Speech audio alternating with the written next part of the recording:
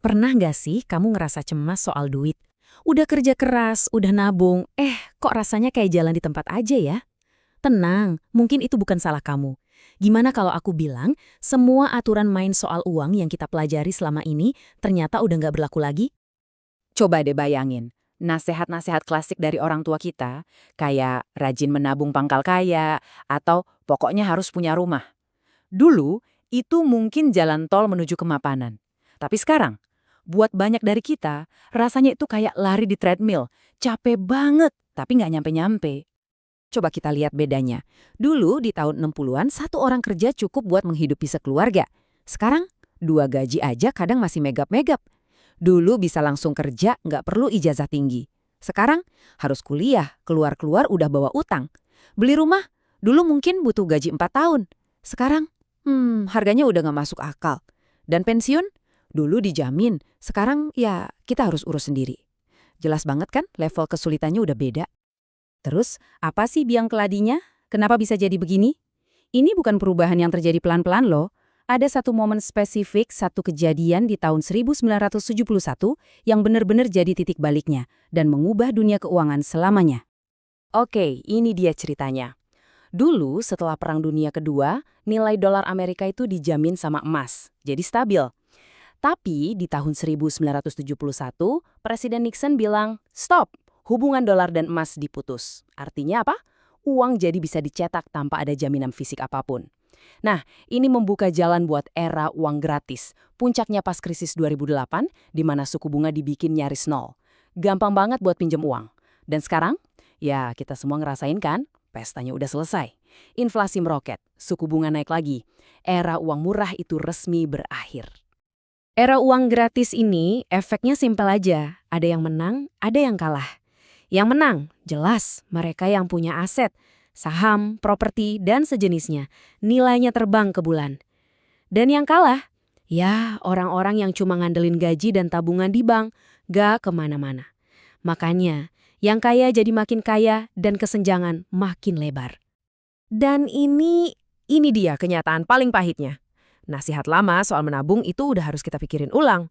Karena di dunia yang baru ini, sekadar menabung uang di bank itu seringkali justru berarti kita kehilangan uang.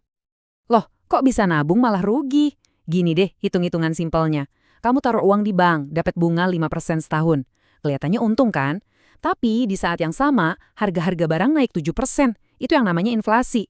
Jadi secara angka di rekening emang nambah, tapi daya beli uang kamu sebenarnya turun 2%. Kamu nabung, tapi kekuatan uangmu buat beli barang malah berkurang. Oke, cukup ya berita buruknya. Bikin pusing kan? Pertanyaannya sekarang, kalau buku panduan yang lama udah usang, apa dong aturan main yang baru? Nah, sekarang kita bakal beralih dari masalah ke solusi. Ada sebuah kerangka berpikir baru yang bisa bantu kita pegang kendali lagi. Lupakan dulu tips-tips keuangan yang rumit. Mari kita coba pakai metode yang lebih sederhana tapi powerful. 3 ember untuk 3 tujuan. Idenya adalah kita mau memastikan setiap rupiah yang kita punya itu bekerja spesifik untuk tujuan hidup kita. Ember pertama kita sebut ember lindungi. Tujuannya simpel, buat ngelindungin kita dari bencana dan mengamankan kebutuhan paling dasar. Anggap aja ini jaring pengaman finansial kita. Isinya apa? Dana darurat, asuransi, dan rumah yang kita tinggali. Ini fondasinya wajib ada, nggak bisa ditawar. Lanjut ke ember kedua, pertahankan. Ember ini tujuannya buat menjaga gaya hidup kita sekarang, sambil terus menumbuhkan kekayaan secara stabil untuk jangka panjang. Inilah mesin pertumbuhan kita. Isinya biasanya portofolio investasi yang terdiversifikasi, seperti saham dan obligasi. Anggap aja ini dana pensiun versi modern. Dan yang terakhir, ember ketiga, tingkatkan. Nah, di sini nih permainannya jadi seru. Ember ini tujuannya buat bikin lompatan besar dalam status keuangan kita. Isinya adalah aset-aset yang lebih berisiko, tapi potensi keuntungannya juga jauh lebih besar. Contohnya apa? Memulai bisnis, investasi properti, atau memilih beberapa saham jagoan. Nah, ini bagian yang paling krusial. Nggak ada formula ajaib, nggak ada satu resep yang cocok buat semua orang. Komposisi antara ember lindungi, pertahankan, dan tingkatkan ini sifatnya sangat personal. Semuanya tergantung sama tujuan kamu, umur kamu, dan seberapa besar toleransi risikomu. Oke, kita lihat contoh bentuknya ya. Yang pertama ada bentuk piramida. Artinya, porsi terbesar uang kamu ada di ember lindungi yang paling aman. Sisanya dibagi ke ember pertahankan dan cuma secuil di ember tingkatkan. Ini strategi yang stabil banget, cocok buat yang memprioritaskan keamanan, tapi tetap pengen ada sedikit peluang buat menang besar. Contoh kedua, bentuk barbel. Nah, ini lebih ekstrim. Di sini, kamu tetap punya jaring pengaman yang kuat di ember lindungi. Tapi kamu hampir nggak nyentuh ember pertahankan. Kamu langsung lompat, menaruh porsi besar di ember tingkatkan yang berisiko tinggi. Jadi, ini adalah kombinasi antara super aman dan super agresif. Jadi, mari kita rangkum poin-poin pentingnya. Pertama, aturan keuangan yang lama itu dibuat untuk dunia yang udah berbeda. Kedua, ingat, sejak 1971, permainan udah berubah. Nabung doang itu strategi yang bikin rugi. Ketiga, coba pakai kerangka 3 ember. Lindungi, pertahankan, dan tingkatkan. Dan yang paling penting, temukan sendiri kombinasi yang pas buat kamu.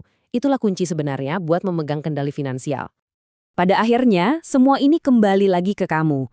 Kerangka ini cuma sekedar peta, cuma alat bantu.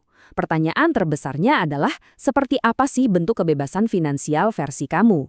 Sekarang, dengan bekal aturan main yang baru ini, kamu bisa mulai menggambar petamu sendiri.